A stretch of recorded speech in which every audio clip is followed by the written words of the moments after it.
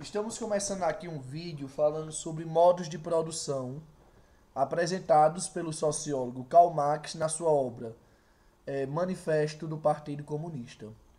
Esse vídeo, pessoal, ou essa temática, ela será dividida em duas partes. Essas partes, pessoal, visam discutir tanto como surgiu a questão da desigualdade e como ela foi se modificando para que pudesse, como é que a desigualdade surgiu, né? E como ela foi modificando-se ao longo da história para que os modos de produção para que ela perpetuasse, continuasse sua perpetuação.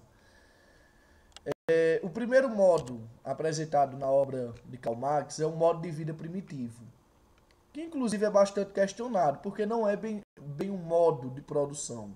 Na verdade, é a ausência de um modo. Para vocês terem ideia, esse é o único período da história da humanidade em que não há produção de alimentos e bens. Na verdade, as sociedades humanas, elas nesse período, elas viviam tendo que se adaptar à natureza. A partir da descoberta da agricultura, a gente vai ver que essa dinâmica vai mudar, porque o ser humano ele vai aprender a domesticar determinados cultivos e assim também se organizar para poder viver melhor. O modo de vida primitivo é o período onde as sociedades vivem de forma nômade e que não há produção. A partir do surgimento da agricultura, a gente vai ver que as desigualdades elas passam a surgir. Por que passam a surgir? Primeiro, porque nem todas as sociedades humanas irão descobrir a agricultura ao mesmo tempo. Há sociedades que terão acesso à agricultura, outras sociedades que não. E o que é que acontece? Dado o fato de algumas sociedades terem acesso à agricultura e outras não, vai haver conflitos. As que não têm vão querer tomar o alimento de quem tem. Surge a necessidade de estabelecer guerreiros de proteção. A população também começa a aumentar. Os alimentos não são produzidos o ano todo.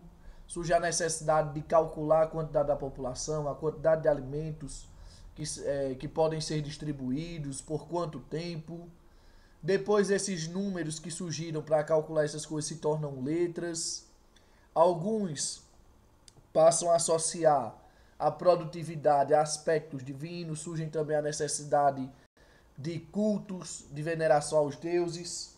Enfim, os guerreiros que mais se destacavam, mesmo não trabalhando com o campo, eles começaram a exigir privilégios. Eles começaram a exigir alimentos e tratamentos diferenciados pelo fato de protegerem o local. As pessoas que cuidavam dos aspectos religiosos, a mesma coisa. E os escribas, que eram as pessoas que lidavam com números e letras, eles também irão ansiar por esse tratamento diferente. Então vai surgir o quê? Uma elite. Os escribas, as pessoas que lidavam com números e letras, se tornaram escribas. Os que lidavam com os cultos religiosos, sacerdotes. E os guerreiros que se destacavam, generais e reis. É aí que a gente começa já a ver o surgimento da desigualdade. Alguns começam a ganhar mais, mesmo sem trabalhar. Não, pelo menos não com o campo, que era o foco desse período. A gente vai ver um aumento na cobrança de impostos. Basicamente isso. Depois desse modo de produção asiático, a gente também vai ver o surgimento do modo de produção escravista, que ele vai ser muito praticado, por exemplo, em Roma. Tem até alguns autores que dizem que os romanos não trabalhavam. Na verdade, eles se apropriavam do trabalho de outros. Se você for pegar, por exemplo, o Senado romano, você vai ver que vão existir várias categorias de senadores. Vão ter os pretores, censores, questores, edes, o cônsul. Porém, nenhum destes era voltado para o setor agrícola. Por que não eram voltados para o setor agrícola? Porque Roma não se preocupava em cultivar. Na verdade, Roma preferia investir em exércitos, legiões, milícias de soldados e se apropriar do alimento de outros povos, dos povos bárbaros. E tem até uma coisa que é curiosa, é que isso era meio que colocado como uma forma de atrair a paz. Os romanos chegavam para esses povos e diziam, olha, se você nos der alimento, você tem paz com Roma. Caso não, estaremos em conflito. Ok? Quando os bárbaros não aceitavam as condições, entrava-se em conflito.